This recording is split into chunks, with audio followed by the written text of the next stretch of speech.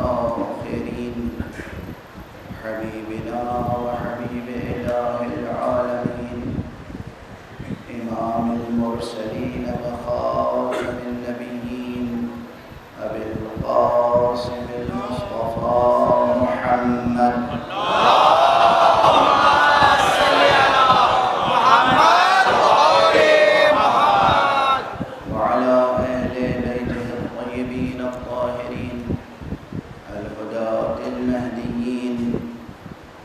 المعصومين المظلومين واللعنة الدائمة على أعداء الحق والدين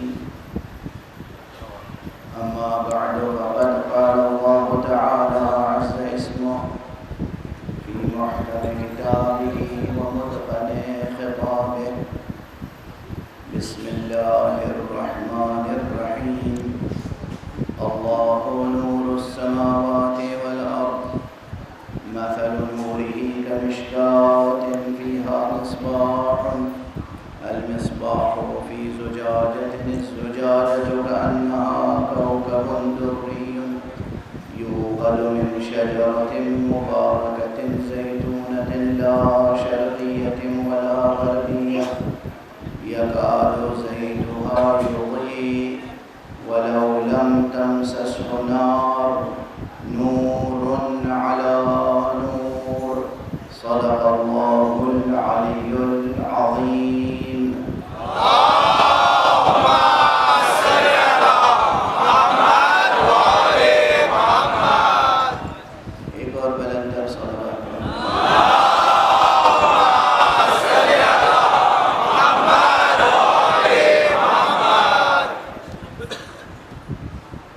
قرآن حکیم جو خود کتاب نور ہے، اس کے اس مخصوص سورہ کی آیت جس سورہ کا نام سورہ نور ہے، اور وہ آیت جس آیت کا نام آیت نور ہے،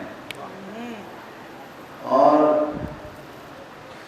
جس میں حق سبحانہ و تعالی نے علم و ہدایت کے شجرہ نور کا تعارف کرایا ہے.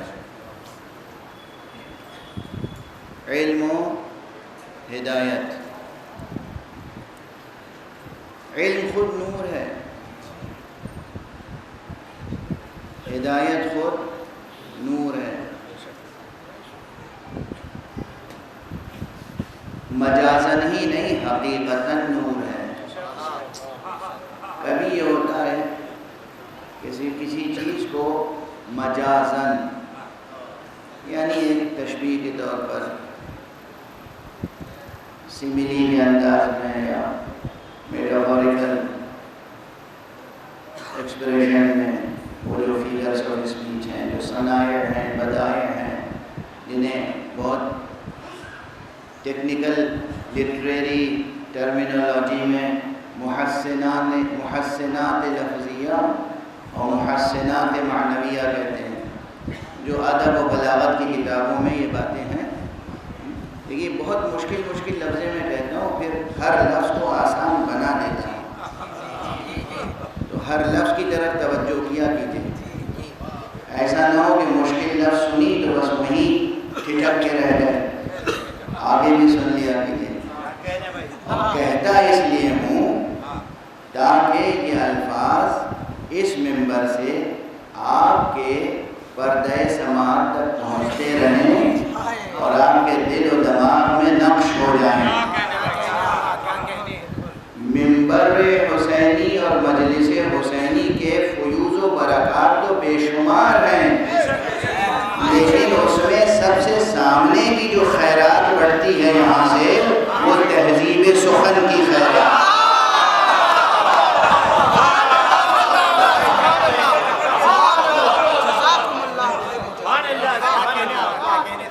یہ ایک تاریخی حقیقت ہے کہ نہ جانے کتنے ایسے حضرات ہیں جنہیں میں ذاتی طور پر جانتا ہوں اور انہوں نے میرے سامنے اعتراف کیا، اور کتنے ایسے ہیں کہ جنہوں نے لکھ کر اعتراف کیا ہے. اسی بمبئی شہر میں موجود ہیں، لکھنؤ میں موجود ہیں، دہلی میں موجود ہیں، اور دنیا کے مختلف ملکوں میں موجود ہیں.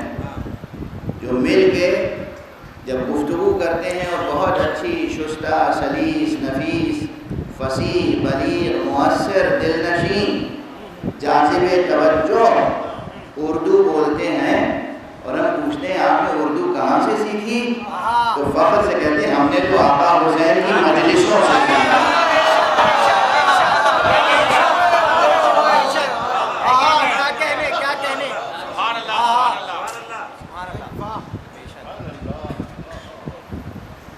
کیا کیفیت ہوگی، کتنی پاکیزہ ہوگی وہ مجلس جس مجلس میں شرکت ہو جائے تو لوگوں کی زبان پاک ہو جاتی ہے۔ زبان کا پاک ہو جانا اور بلند ہو جانا یہ نشانی ہے کہ یہاں انسان کے فکر و خیال کی دنیا بھی نورانی ہو جاتی ہے۔ تو یہ قدریں باقی رہنی چاہیے۔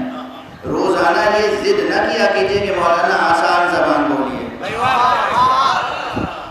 ہم ممبر سے اترنے والے نہیں، ہم کھینچ کے آپ کو اوپر لانے والے ہیں۔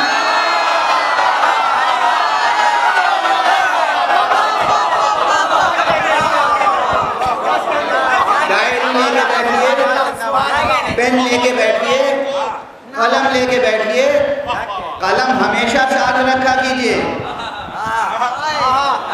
قلم یاد رکھے، قلم اس نیت سے بھی ساتھ رکھا کیجئے، اسے ہم ہمیشہ سینے سے لگائے رکھیں گے، اس لیے کہ یہ تمنائے رسول ہے۔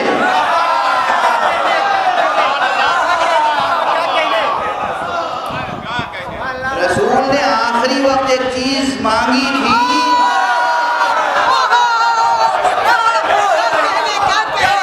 دنیا نے نہیں دی۔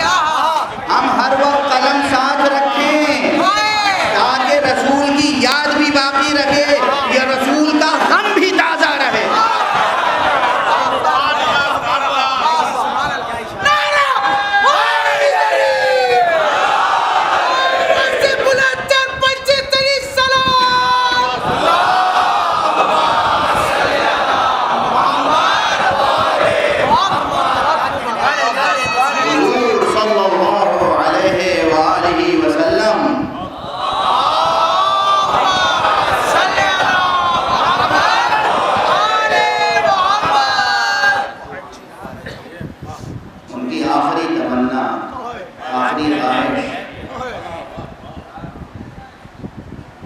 جو پوری نہ ہو سکی۔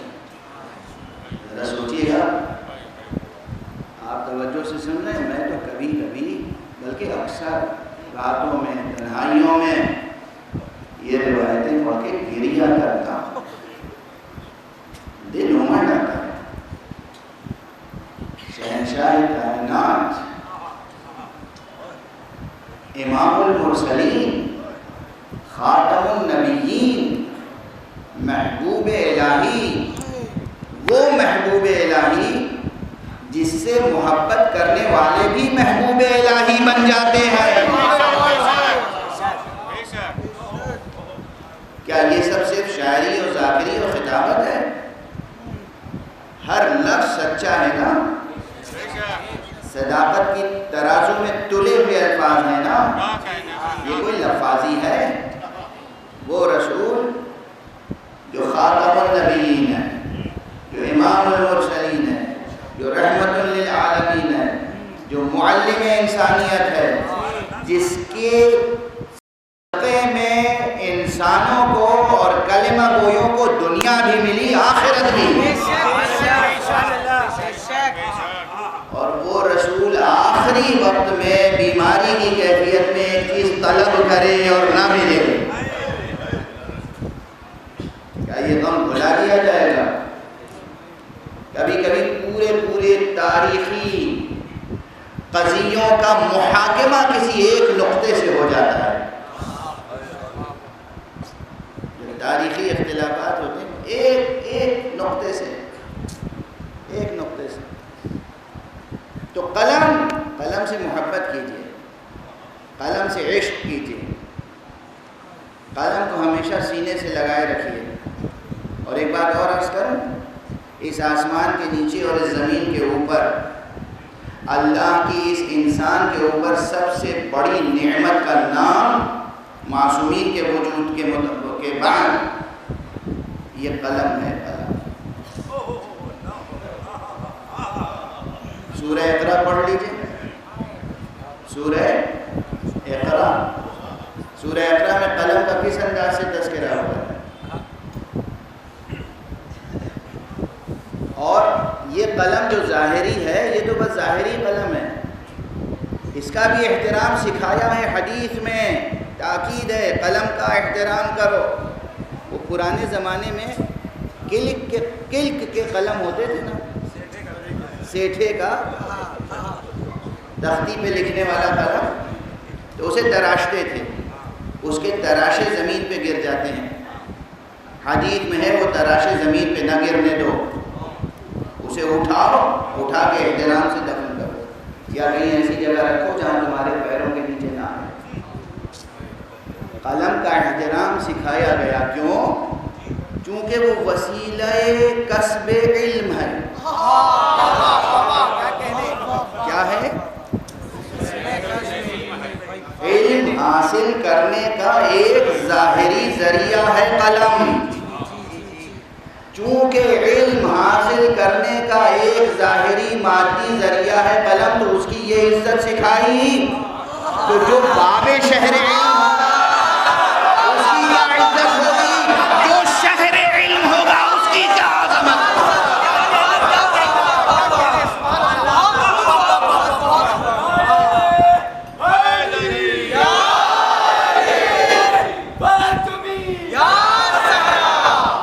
جو شہر علم ہوگا اس کی کیا عظمت ہوگی، اور جو باب شہر علم ہوگا اس کی کیا عظمت ہوگی. کتنی عزت کرنی چاہیے. اگر اس سیٹھے کے قلم کے تراشوں کو اٹھانے کا حکم دیا گیا ہے کہ اسے اٹھاؤ زمین پر پھینک نہ دو، تو بجا ہوگا نا کہ جب باب شہر علم چلے تو اس کے قدموں کے نیچے کی خاک اٹھائے، آنکھوں سے لگائیں، سر پہ رکھیں، بوسہ دیں، اور جب نماز پڑھیں تو اسی پہ پیشانی رکھیں.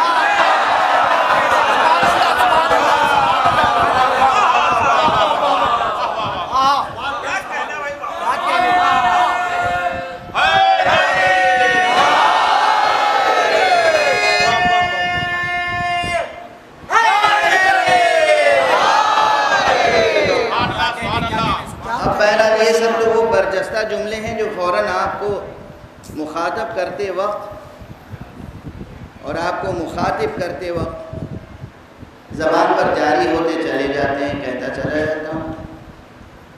کہنا صرف یہ تھا کہ یہ شکوہ نہ کیا کیجیے کہ الفاظ بہت سخت ہیں. مجھے معلوم ہے سخت الفاظ ادا کرتا ہوں تو اس کے ساتھ آسان بھی ادا کرتا ہوں. اور پھر یہ بھی ہے، اس کو بلا وجہ تو نہیں کہتے کہ یہ مجلس مکتب حسینی ہے، یہ مجلس مدرسہ حسینی ہے، یہ مجلس اوپن یونیورسٹی ہے. یونیورسٹی سے، کالج سے، مکتب سے، مدرسے سے آدمی کچھ نہ کچھ نئی بات سیکھتا ہے. یہ نہیں کہ سنی ہوئی بات سنے چلے جا رہے ہیں، سیکھنا ہے نا کچھ. تو قلم لے کے آئیے، ڈائری لے کے آئیے، کوئی نیا لفظ، نیا ٹاپک، نیا عنوان، نیا کیپشن، نئی ترکیب، کوئی نیا استعارہ آئے سامنے، اسے نوٹ کیجئے، جا کے ڈکشنری میں تلاش کیجئے، استادوں سے پوچھئے. اور جب تک اس کا کوئی معقول جواب دینے والا استاد نہ مل جائے تو پھر جا کے دل تھپنے سے گھر نہ بیٹھ جائیے، آرام سے جا کے سو گئے. انسان سونے کے لیے نہیں پیدا ہوا ہے، انسان ہوا ہے کہ جو اس پوری کائنات کی ہر سوتی ہوئی حقیقت کو جگانے کے لیے پیدا ہوا ہے. ہمتیں بلند رکھو، ہمتیں. اس انسان کامل کی زندگی پر نظر رکھو جس نے ایک مرتبہ سحر کو دیکھا اور کہا اے سحر بتا کہ کبھی تو نے علی کو سوتا ہوا پایا ہے؟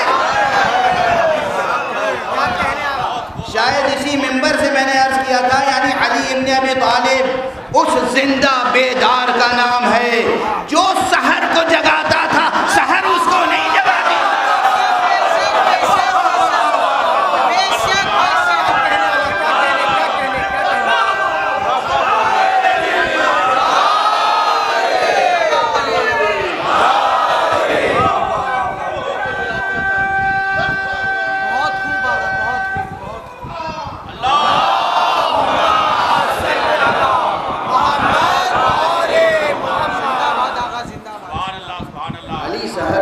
کو جگاتے تھے، سحر علی کو نہیں بیدار کرتے تھے۔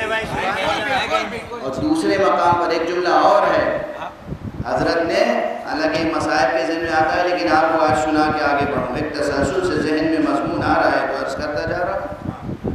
یہی مولا ہے، مولا کائنات،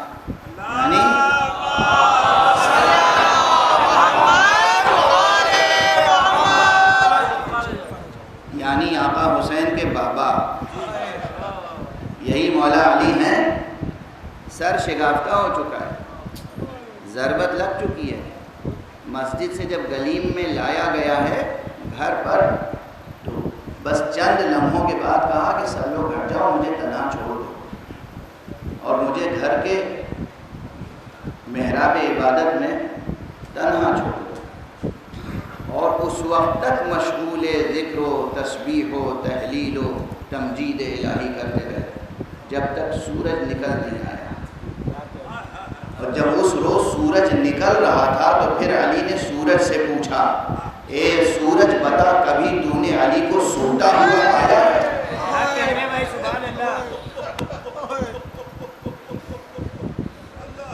بلند ہو گئی نا آپ کی آواز، ضبط کیجیے۔ یہ ہے امام علی، یہ ہے امیر المؤمنین، یہ ہے امام المتقین، یہ ہے مولا الموحدین، یہ ہے وہ ذات گرامی جسے اللہ نے وہ لقب دیا ہے جو اس کے لیے مخصوص ہے، یعنی اللہ بھی مولا ہے، رسول بھی مولا ہے، علی بھی مولا ہے، یہ ہے ذات گرامی۔ تو بات سے بات نکلتی ہی چلی جا رہی ہے، میں عرض کر رہا ہوں کہ جناب امیر المومنین علی ابن ابی طالب علیہ السلام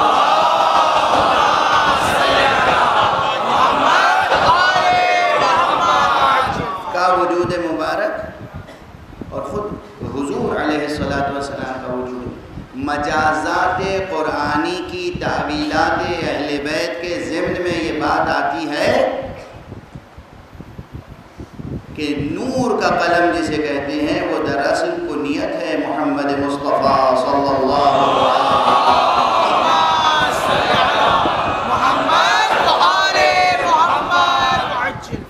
اب یہ تعویلات کی بات ہے، دیکھیے ہم تو خدا کی قسم کھل کے فضائل پڑھ نہیں پاتے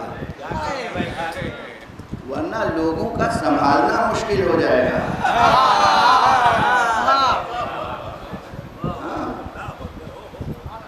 لوگ فضائل کا تحمل نہیں کر سکتے۔ کیا ہے حقیقت محمدیہ، کیا ہے حقیقت علویہ، کیا ہے حقیقت فاطمیہ، کیا ہے حقیقت حسنیہ، کیا ہے حقیقت حسینیہ، یہ ساری نوری حقیقتیں اور نورانی حقیقتیں آیت نور کے ضمن میں موجود ہیں۔ شجر نور کا تذکرہ ہے۔ تو آج ایک بات کی طرف اشارہ کروں، صرف ایک بات کی طرف۔ اتنے مسائل سامنے ہوتے ہیں، مجھے معلوم ہے ایک موضوع میں نے سامنے رکھا، لیکن اتنے مسائل ہوتے ہیں، تقاضے ہیں زندگی کے، تقاضے۔ مجھ سے تو کوئی کہتا ہے کسی بات کا اعلان کیجئے تو اس اعلان کے لیے بھی ایک تمہید قائم کرنی پڑتی ہے اور وقت وہی محدود ہے۔ تو بہرحال امام حسین علیہ السلام کے فضائل میں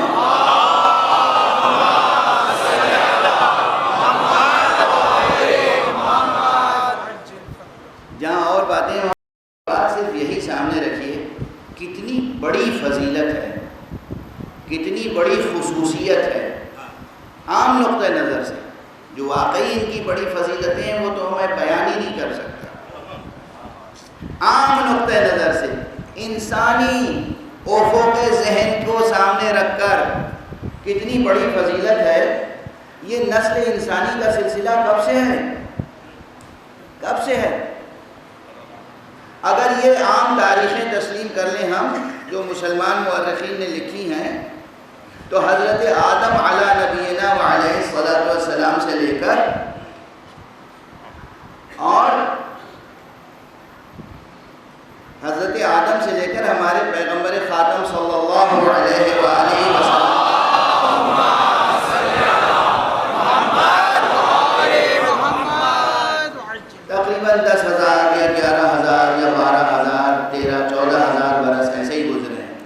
عام تاریخ، ٹھیک ہے نا، جناب آدم سے لے کر ہمارے آدم سے لے کر ہمارے آدم سے لے کر حضرت خاتم تک تقریباً 10,000 یا 12,000 یا ایسے، بس اس سے زیادہ نہیں. لیکن سوچئے 10,000 سال تک یا 12,000 سال تک تمام انسانوں کی اور خصوصیت کے ساتھ عرب تاریخ کو اٹھا کر دیکھیں، نسل ابراہیم، نسل اسماعیل، قریش، عرب، ہے نا، انبیاء کی تاریخ، انبیاء کی اولادیں، انبیاء کے شجرے اور اوصیاء انبیاء، بہت سے نام مکرر ملیں گے، بہت سے نام ایک سے زیادہ مرتبہ ملیں گے آپ کو. لیکن اس پورے عرصے میں یہ 2 نام اللہ نے اپنے خزانے میں چھپا کے رکھے تھے. ہمارے امام حسن سے پہلے اور امام حسین سے پہلے کوئی بچہ ایسا نہیں پیدا ہوا جس کا نام حسن یا حسین. خود یہ ایک ظاہری فضیلت ایسی ہے جسے ہم کہتے ہیں عام اصطلاح میں سنگ میل. معلوم ہوتا ہے کہ اس کے پہلے انسانی دنیا کچھ اور تھی، اس کے بعد انسانی دنیا کچھ اور ہوگی. اور عرب کلچر کیا تھا؟ آج بھی اٹھا کے جو اسٹوڈنٹس ہیں جا کے دیکھیں، جو لوگ کلچرل ہسٹری پہ ریسرچ کرتے ہیں، عرب کلچر یہ تھا کہ اپنے بیٹوں کا نام عموماً اب کیا ابیح رکھتے تھے. دیکھ لیجئے کیسے کیسے نام ہیں: صخر، حرب، امیہ، مطلب اور بہت سے نام لوں یا نہ لوں، چھوڑیے جانے دیجیے.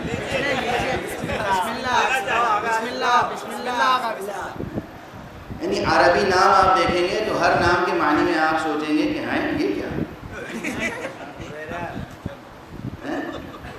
صخر یعنی کیا؟ چٹان، پتھر. کسی آدمی کا نام رکھ دیے چٹان. ہم لوگ کیا دیہاتی زبان میں جو بڑی موٹی چٹان ہوتی ہے کیا کہتے ہیں اسے؟ گاؤں کی زبان بھی بولو نا، گاؤں کی زبان ہوتی ہے. بڑی بھاری چٹان جو کسی سے نہ اٹھے اسے ہم نے سنا ہے، اور یہ کوئی زبان کا حصہ ہے. بھوجپوری زبان ہے اور اودھی زبان ہے اور کتنی زبانیں ہیں. تو جب گھر بنتا ہے، مکان بنتا ہے، کہتے ہیں بھوٹ اٹھا جاؤ.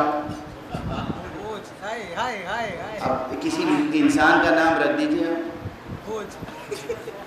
کسی انسان کا نام رکھ دیجیے چٹان، پتھر. ارے ہمارے یہاں تو بہت سے بڑے مورخ کا نام ہے کیا؟ ابن حجر. کیا نام ہوا؟ حجر. حجر کسے کہتے ہیں؟ پتھر. پتھر کیا بھی بیٹا ہوتا ہے. اب یہ عرب کلچر تھا. میں کسی کا مذاق نہیں اڑا رہا ہوں، کلچرل ہسٹری ڈسکس کر رہے ہیں. ابن حجر اور بھی عجیب عجیب نام ہیں. کسی کا نام کثیر ہے، اور جب ابن کثیر کہا جاتا ہے تو ذہن کو عجیب جھٹکا لگتا ہے. یہ کیا نام ہوا؟ کثیر کا بیٹا. کثیر یعنی زائد، بہت سے.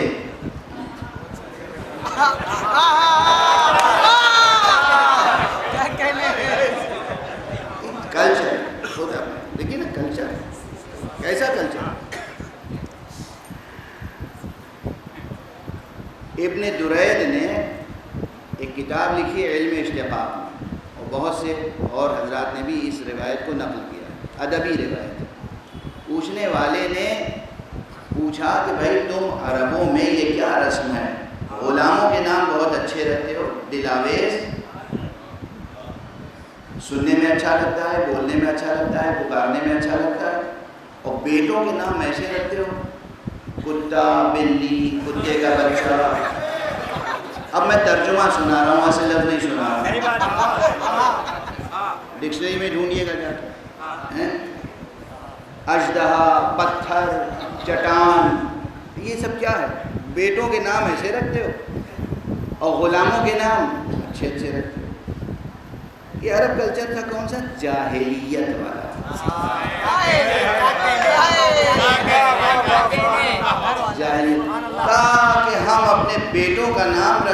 دشمنوں کے لیے. غلاموں کا نام رکھتے ہیں اپنے لیے. ہم اپنے چھوٹے موٹے دن بھر کے کاموں کے لیے صبح سے شام تک غلاموں کو آواز دیتے ہیں. ارے پانی لے آنا, روٹی لے آنا, سودا لے آنا, یہ کر دینا, وہ کر دینا. جب ہم اپنے غلاموں کو پکاریں تو اچھا لفظ ہو اور ہمیں سننے میں اچھا لگے, بولنے میں اچھا لگے.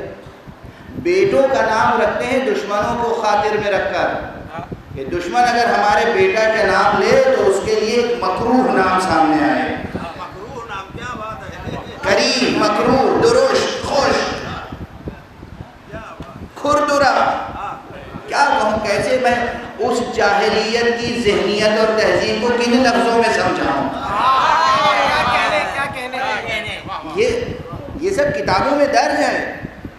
اچھا, تو جس تہذیب میں اور کلچر میں یہ تھا کہ بیٹوں کے نام ہمیشہ مکروہ رکھے جائیں یا سخت رکھے جائیں, درست رکھے جائیں, دشمنوں کو سامنے رکھ کے, ذہن میں رکھ کے نام رکھے جائیں. نام رکھنا یہ بہت بڑی کلچرل علامت ہے. انسان کے ذہن اور قلب و زبان و تہذیب کی پوری علامت ایک لفظ میں ظاہر ہوتی ہے جو وہ اپنا یا اپنے بیٹے کا نام رکھتا ہے. سمجھ رہے ہیں آپ؟ زبان کی لطافت, تہذیب کی لطافت, دل و دماغ کی روشنی ظاہر ہوتی ہے جب آپ اپنے بچے کا نام رکھتے ہیں. تو یہ تھی جاہلیت کی صورتحال. تاریخ گواہ ہے کہ سب سے پہلے دشمن کو سامنے رکھ کے نہیں, خود کو سامنے رکھ کے نہیں, خدا کو سامنے رکھ کے اپنے بچوں کا حسین ترین نام سرکار رسالت مآب محمد مصطفیٰ صلی اللہ علیہ وسلم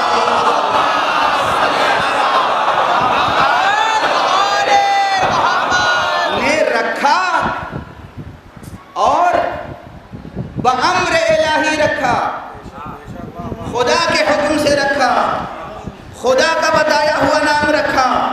جبرائیل آئے مبارکباد دینے کے لیے. جب حسن علیہ السلام پیدا ہوئے تب بھی, جب امام حسین علیہ السلام پیدا ہوئے تب بھی جبرائیل آئے, انہوں نے مبارکباد دی اللہ کی طرف سے, تمام فرشتوں کی طرف سے, اپنی طرف سے, اور اس کے بعد کہا یا رسول اللہ آپ اپنے نواسوں کا نام جناب ہارون وصی موسیٰ علیہ السلام کے بچوں کے نام پر شبر رکھیں, شبیر رکھیں. پیغمبر نے فرمایا یہ سریانی اور عبرانی زبانوں میں نام ہیں, ہم تو عربی زبان رکھتے ہیں. کہا پھر شبر کا نام حسن رکھیے, شبیر کا نام حسین رکھیے.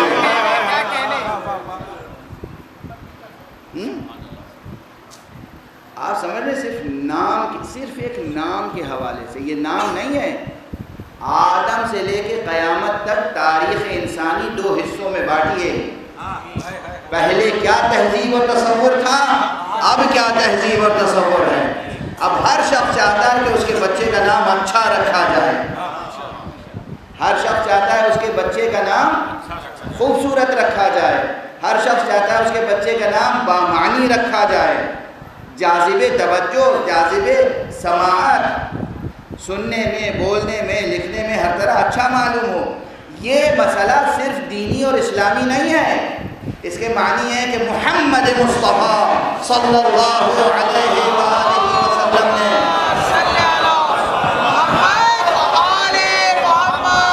پورے عالم انسانی کی سوچ بدل دی, فکر بدل دی, تہذیب بدل دی اور بچوں کی قدر شناسی سکھا دی. تو خود یہ نام نامی حسین تاریخ کا منفرد نام ہے. آقا حسین سے پہلے کسی کا نام حسین نہیں ہوا. اب بعد میں لوگ ان کے نام نامی پہ اپنا نام رکھتے ہیں, بچوں میں نام رکھتے ہیں, بات ہے. ان سے پہلے کسی کا نام حسین نہیں ہوا, اور ان کے بھائی حسن سے پہلے کسی کا نام حسن نہیں ہوا. اور پھر حسن اور حسین دونوں نام مشتق کس مادے سے ہیں؟ روٹ ورڈ کیا ہے؟ حسن, ہے سین نون, حسن. اور یہ حسن ہر طرح کا حسن جہاں بھی ہو کائنات میں, اس کا سرچشمہ تلاش کیجئے گا تو ان دو جوانوں میں مل جائے گا۔ بہشت کا حسن بھی انہی کے دم قدم سے قائم ہے، اس زمین کا حسن بھی ان کے دم قدم سے قائم ہے، کہکشاؤں کا حسن بھی ان کے دم قدم سے قائم ہے۔ خدا کی قسم یہ اللہ کے 5 انوار وہ ہیں کہ پوری کائنات میں، مخلوقات میں، امکانات میں جہاں کہیں بھی روشنی کی کوئی کرن یا نور کا کوئی پرتو ہے وہ انہی کے روح مبارک کا عکس ہے۔ یہ ہے نور مجرد، خصوصیت کے ساتھ حضرت امام حسین علیہ السلام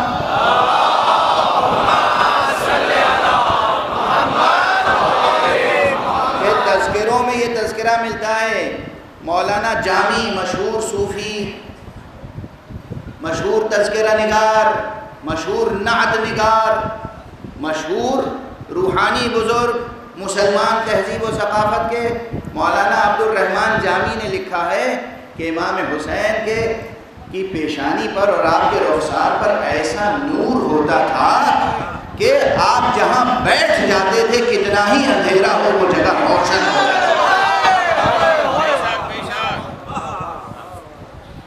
انوار حسین، انوار حسین، ظاہری طور پر بھی نور اور باطنی طور پر بھی نور۔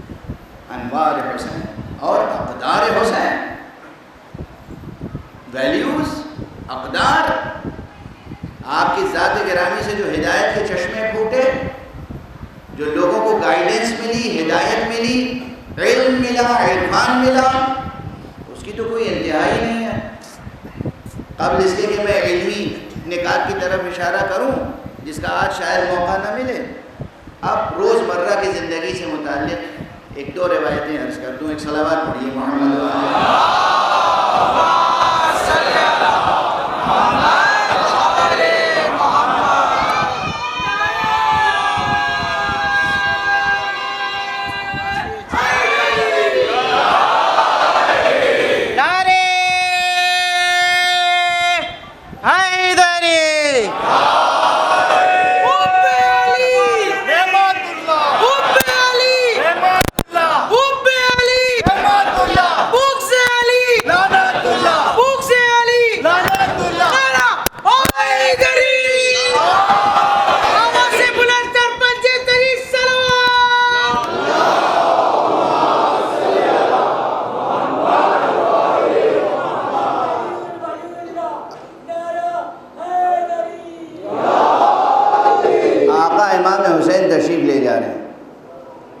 اس سے پہلے ایک واقعہ اور سن لیجئے۔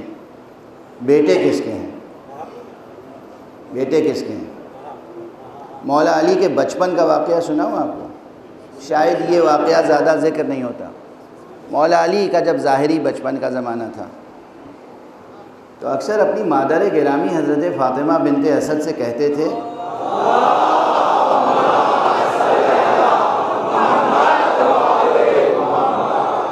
مادر گرامی وہ پڑوس میں جو ایک گھر ہے نا وہاں جو بچہ ہے فلاں، میرا حصے کا آدھا کھانا اسے دے دیجیے گا۔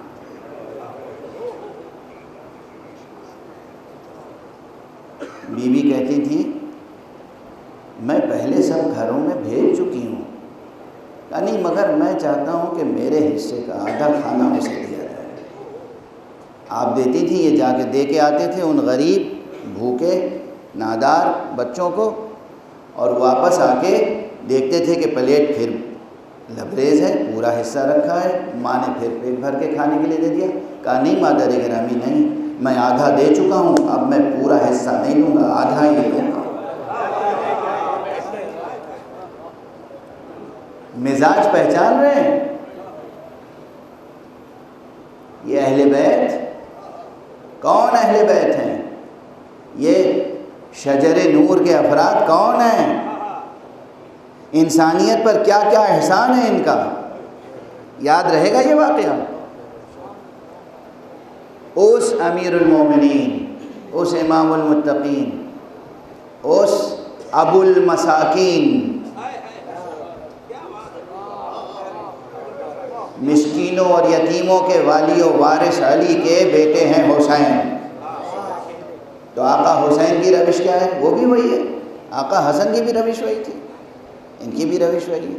اب چند تاریخیں لوگ، چند واقعے مشہور ہو جاتے ہیں، ورنہ ان کے تو روزانہ زندگی میں ایسے واقعات ہوتے تھے.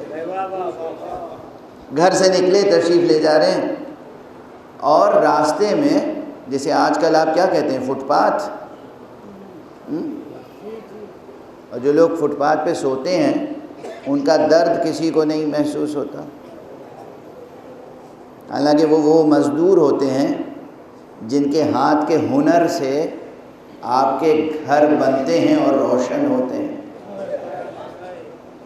بے ساختہ یاد آ گئے مجھے، ایک شاعر تھے، شاعر اہل بیت راقم لکھنوی صاحب، انہوں نے فرمایا ہے وہ جو فٹ پاتھ پہ آسودہ ہیں، وہ جو فٹ پاتھ پہ آسودہ ہیں ان کے ذہنوں میں بھی گھر ہوتے ہیں.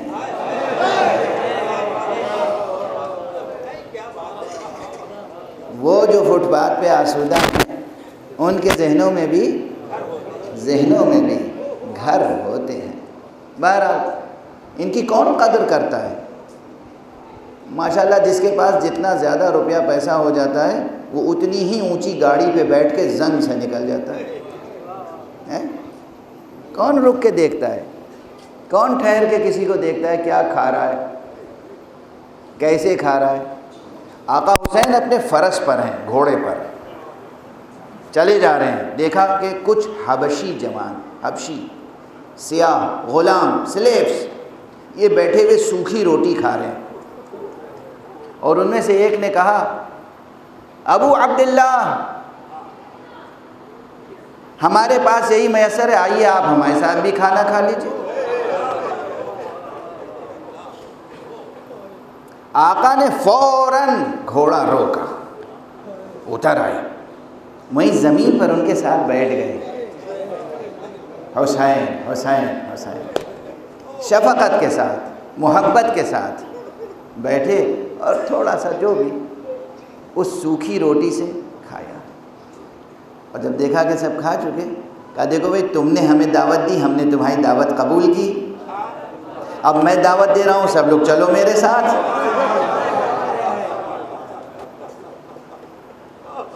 یہ نہیں کہا گھوڑے پہ بیٹھے ہوئے پلٹ کے دیکھا کہ بھائی یہ کیا کھا رہے ہو تم اور یہ مجھے کھلاؤ گے، آؤ چلو سب لوگ ہمارے ہاں، ہم کھلاتے ہیں. کھلاتے تب بھی، مگر یہ انداز نہیں تھا. اور ہمارے ہاں جیسے ہی انہوں نے کہا ابو عبداللہ فرزند رسول، ارے ہمارے ساتھ بھی کھائیے، گھوڑے سے اترے، زمین پر بیٹھے، ان کی سوکھی روٹی میں سے کچھ تناول فرمایا، اور اس کے بعد کہا کہ تمہاری دعوت ہم نے قبول کی، اب تم ہماری دعوت قبول کرو، چلو. سب آئے خوشی خوشی آقا کے ساتھ، آقا کی ڈیوڑی پہ بیٹھے، آقا نے بہترین کھانا کھلایا، سب کو مالا مال کیا. اور جب جانے لگے تو لوگوں نے کہا آپ نے بہت دے دیا. کہا کیسی بات کرتے ہو، ان کے پاس تو جو کچھ تھا انہوں نے سب دے دیا تھا ہمیں، ہمارے پاس تو ابھی بہت کچھ موجود ہے. اسے کہتے ہیں سخی حسین.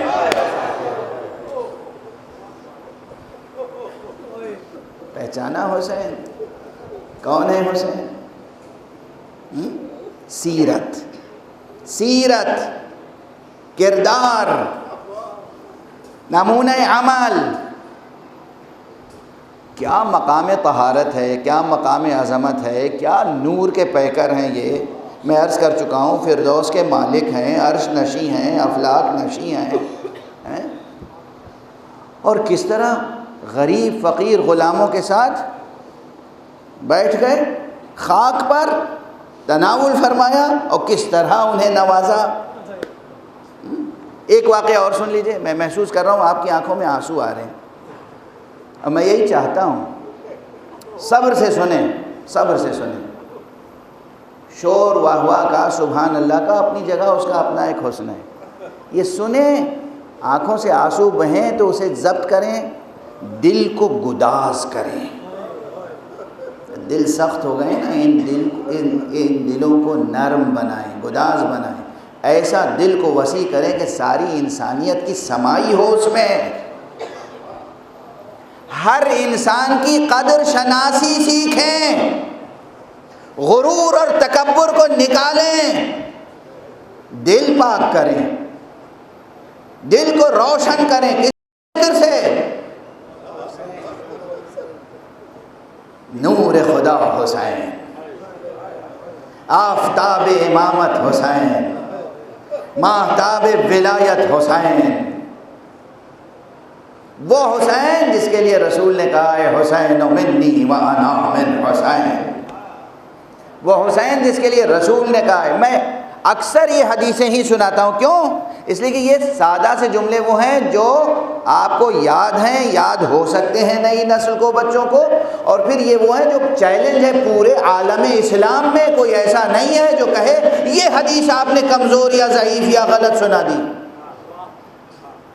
حدیث آپ نے بھی لکھی، آپ کی کتابوں میں بھی موجود ہے، آپ کو بھی زبانی یاد ہے، مگر حدیث کے الفاظ کی گہرائی میں اترنے کی کوشش نہیں کرتے۔ کون ہے حسین؟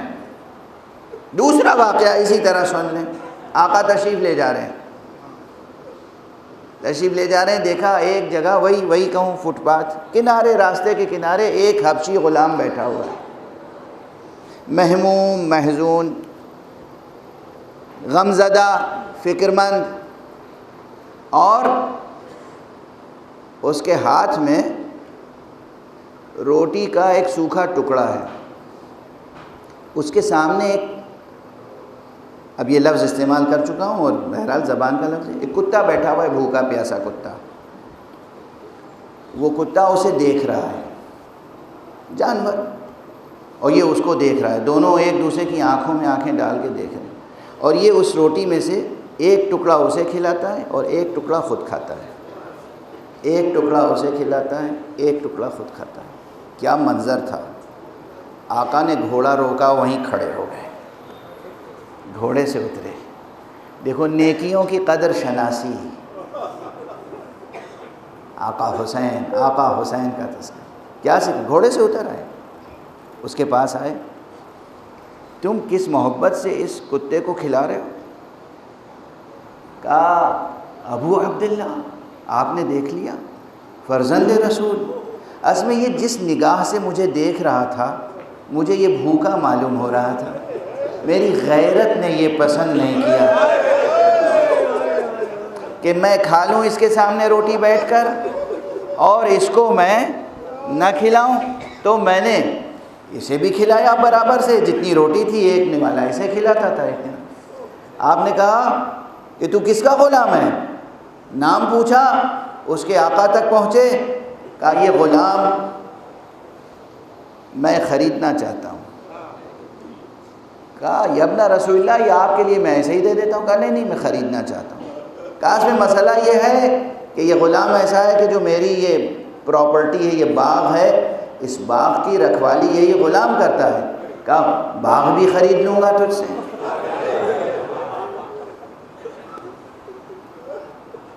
غلام کو خریدا، باغ کو خریدا، باغ غلام کے نام لکھ دیا اور غلام کو کہا تو اللہ کی راہ میں آزاد ہے۔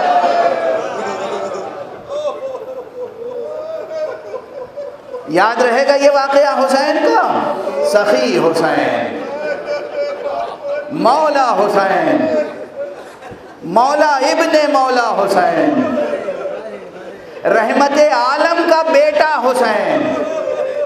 رسول اللہ رحمت عالم ہے نا، یہ واقعے یاد رہیں گے۔ لوگ آئے دنیا دیکھے، آپ حضرات کے نورانی چہروں کو دیکھیں، ہم تو فضیلت کے واقعات سنا رہے ہیں، آپ بے اختیار گریہ کر رہے ہیں، بس وقت گزر گیا، ختم ہو گیا۔ یہ حسین، سن لیجئے ایک واقعہ اور۔ امیر المومنین علی ابن ابی طالب علیہ السلام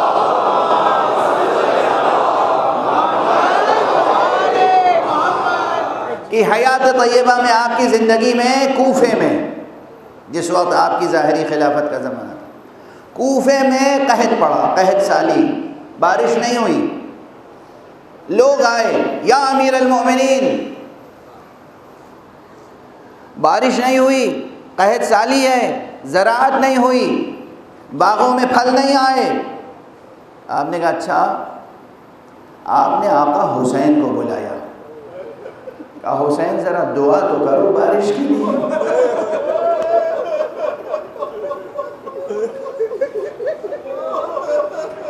روایت میں ہے آقا حسین نے دونوں ہاتھ بلند کیے، پروردگار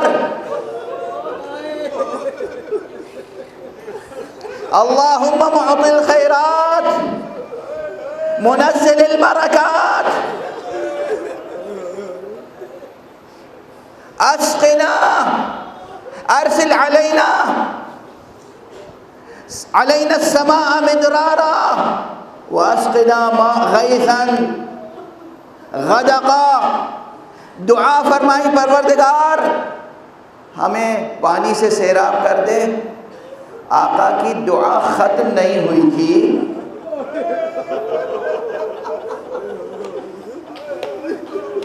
یہ واقعہ کوفے کا ہے.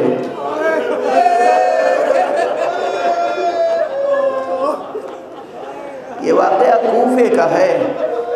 ابر آیا، خوب بارش ہوئی، کوفے میں بارش ہوئی، کوفے کے اطراف میں بارش ہوئی، دور دور سے لوگ آئے، لوگوں نے گواہی دی کہ سارا صحرا جل تھل ہو گیا، جہاں نشیب تھا وہاں پانی جمع ہو گیا اور لوگوں کی شکایت مٹ گئی. یہی کوفہ ہے جس نے حسین کو پیاسا رکھا.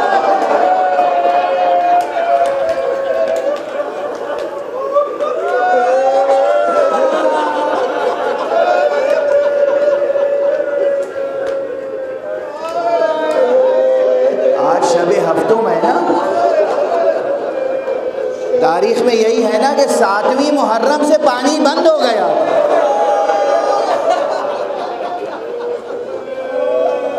یہی کوفہ ہے جہاں حسین کی دعا سے جو کوفہ سیراب ہو چکا ہے. حسین کا یہ احسان بھول گیا. اجرکم علی اللہ. خدا آپ کو کسی غم میں نہ رلائے سوائے غم حسین کے. غم حسین میں کبھی آپ کی آنکھیں خشک نہ ہوں. پیاس کا سلسلہ شروع ہو گیا، بندش آپ کا سلسلہ شروع ہو گیا، دریا پہ پہرے بٹھا دیے گئے. خیام حسینی میں جو پانی ہے رفتہ رفتہ ختم ہوا اور بچوں کی زبان پر العطش العطش.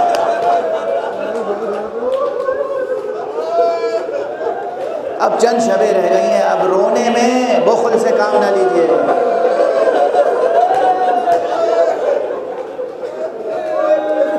اتنا آنسو بہائیں کہ گناہ دھل جائیں،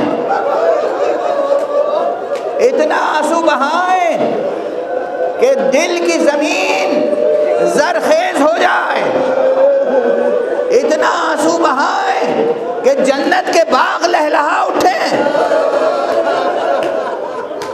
آپ اپنے ان آنسوؤں کی قدر و قیمت جانتے ہیں؟ یہ آپ کے آنسو ہیں جو کبھی در بن جاتے ہیں اور رومال زہرا میں جگہ پاتے ہیں. یہ آپ کے آنسو ہیں جن سے باغائے بہشت ریاض خلد سیراب ہوتے ہیں. آنسو بہائیں. اور یہ تو سب تذکرے اسی لیے کیے جاتے ہیں تاکہ واقعات یاد ہو جائیں. کربلا بے شک آقا حسین کی قربان گاہ ہے، مگر اس قربان گاہ میں آقا حسن کا لہو بھی شامل ہے.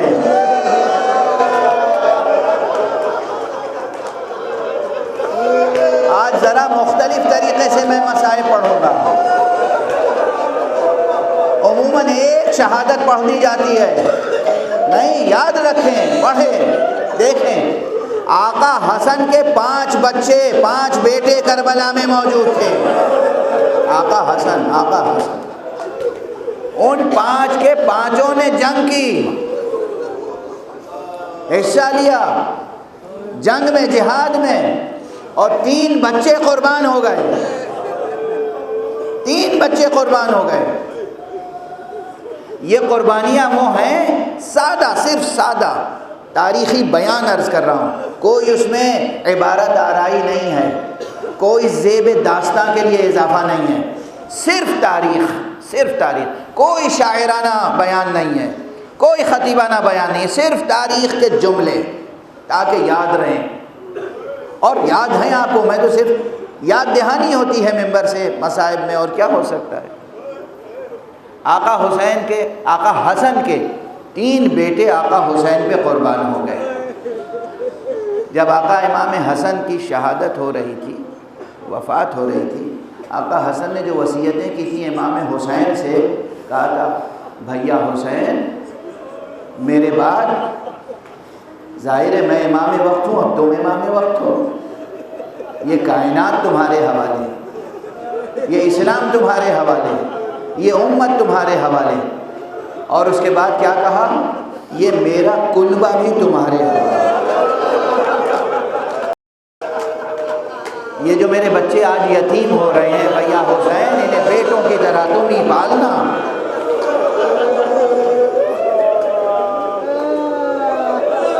بیٹا بھیا حسین قاسم تمہارے حوالے، عبداللہ تمہارے حوالے، محمد تمہارے حوالے۔ اپنے بچوں کو آقا حسین کے حوالے کیا، آقا حسین آقا حسین۔ ابھی سن چکے ہیں جو غلام حبشی پہ کیسی شفقت کرتے تھے، وہ اپنے بھائی کے بچوں پہ کتنی شفقت کرتے ہوں۔ اسی لیے میں کہتا ہوں آقا حسین نے قاسم کو جینے کے لیے پالا تھا، مرنے کی اجازت کیسے دیتے؟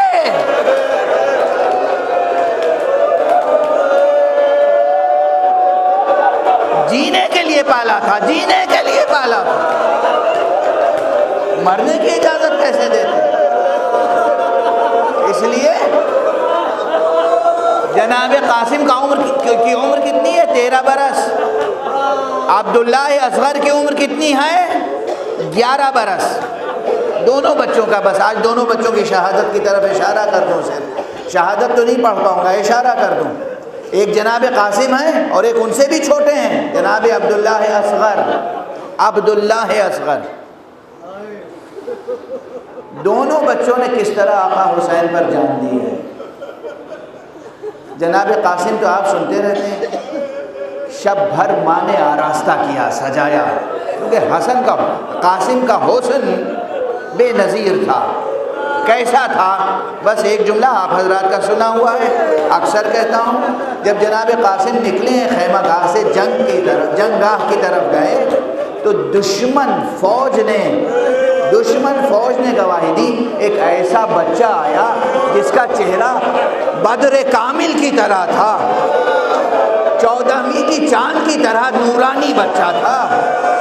جو بچہ دشمن کی نظر میں 14ویں کا چاند ہو، ارے ماں کی نگاہ میں کیسا؟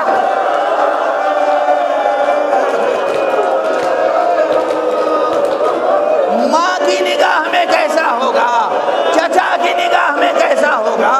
گھر والوں کی نگاہ میں کیسا ہوگا؟ قاسم آئے، 13 برس کا سن، 13 برس کا سن، پرسہ دیجئے جناب ام فروا کو، پرسہ دیجئے بھتیجے کا، پرسہ حسین کو دیجئے۔ قاسم آئے اور چچا سے اجازت چاہیے، چچا نے اجازت پہلے نہیں دی، کیا کہا؟ بیٹا تم اپنی ماں کی امید ہو، ماں کا سہارا ہو۔ فوراً کہا امو جان، چچا جان، ارے میری ماں نے سجا کے بھیجا ہے، یہ تلوار ماں نے باندھی ہے کمر میں، میری ماں راضی نہیں ہوگی اگر میں قربان نہ ہوا۔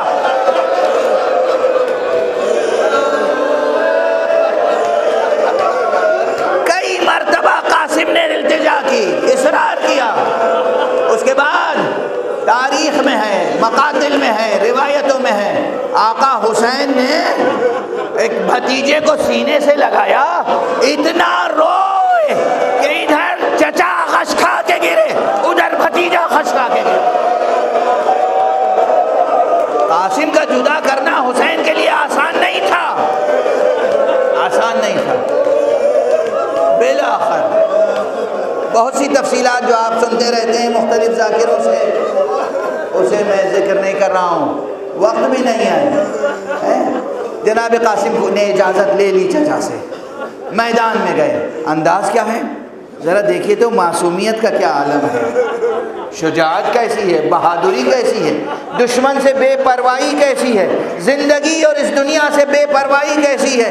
کہتے ہیں کہ زرہ بھی جسم پر نہیں تھی, ایک ہلکا سا کرتا,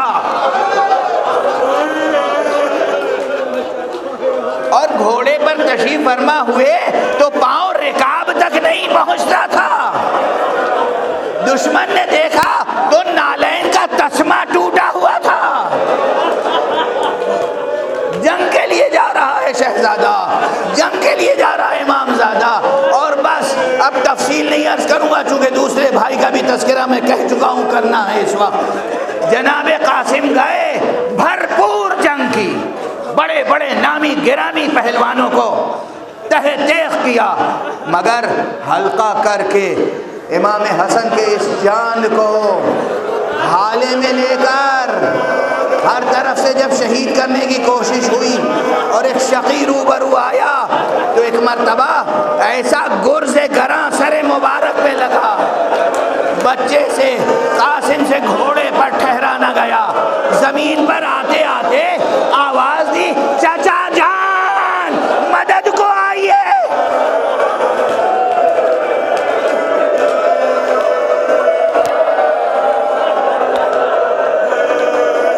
بہت روئیں گے آپ, بہت گریا کریں گے. ارے محرم کی مجلسیں تو ہوتی ہی ہیں گریے کے لیے. فضائل سنیے گا پورے سال کے سال, یہ تو دن ہے رونے کے اور پرسا دینے, اور وہ بھی قاسم کے غم میں رونا.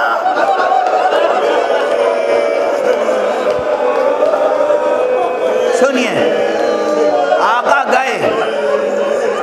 گئے, جب گئے تو آپ نے دیکھا ایک شقی ہے جو چاہتا ہے کہ جناب قاسم کا سر جدا کرے. امام سے دیکھا نہیں گیا, تلوار کھینچ کے حملہ آور ہوئے, کہا وائے ہو تجھ پر, لعنت ہو تجھ پر, لعنت ہو تجھ پر, وائے ہو تجھ پر. میرے رہتے ہوئے میری نگاہوں کے سامنے قاسم کا سر جدا کرنا چاہتا. اس شقی کو بچانے کے لیے جو دشمن فوج آئی, ادھر کا لشکر ادھر, ادھر کا لشکر ادھر. ارے قاسم,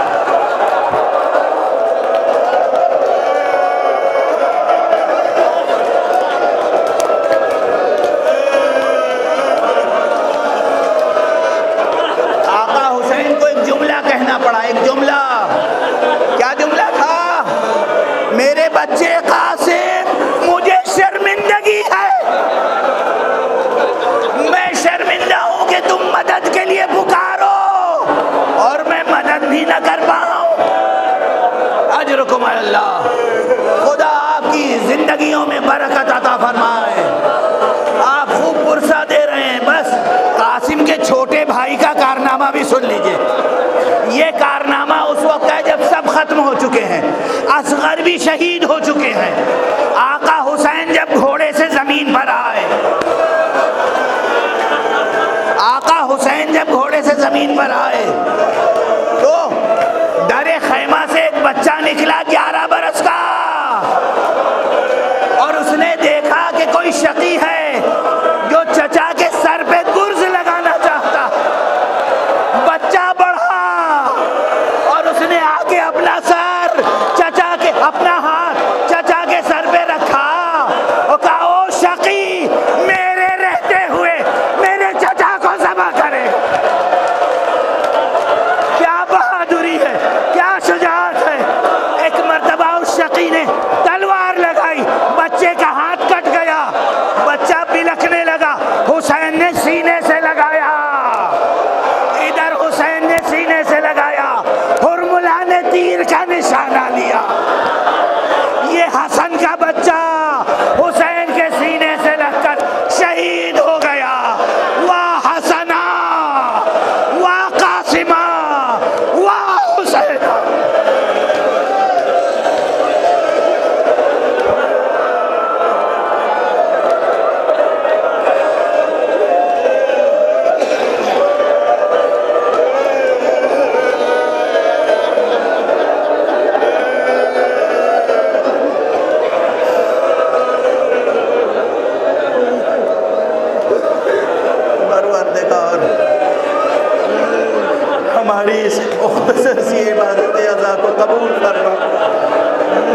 معبود پروردگار ملت اسلامیہ کو پروردگار تہذیب محمد و آل محمد کے سانچے میں ڈھال دے پروردگار۔ جو مسلمان غفلت میں ہیں، حسین کا مرتبہ نہیں پہچانتے، انہیں آقا حسین کی معرفت عطا فرما پروردگار معبود۔ ہمیں علوم قرآن اور معارف اہل بیت سے آشنا فرما پروردگار۔ انسانیت بلک رہی ہے، انسانیت کراہ رہی ہے، انسانیت بے چین ہے، تمام انسانوں کو شہادت حسینی کے صدقے میں امن اور عافیت کی زندگی عطا فرما پروردگار۔ انسانی معاشروں سے جہالت کو، غربت کو، بیماریوں کو دور فرما پروردگار۔ ہمارے سروں پر رہبر عالی قادر حضرت آیت اللہ العظمی خامنئی کا سایہ برقرار رہا پروردگار۔ ہمارے سروں پر حضرت آیت اللہ العظمی سید علی سیستانی کا سایہ برقرار رہا پروردگار۔ جتنی مرجعیات رشیدہ ہیں ان کو اپنی خاص حفظ و امان میں رکھ اے پروردگار معبود۔ اپنے ولی آخر کو اذن ظہور فرما اور ان کے ہاتھوں سے اپنی رحمت و رافت و عدالت کا پرچم لہرا دے۔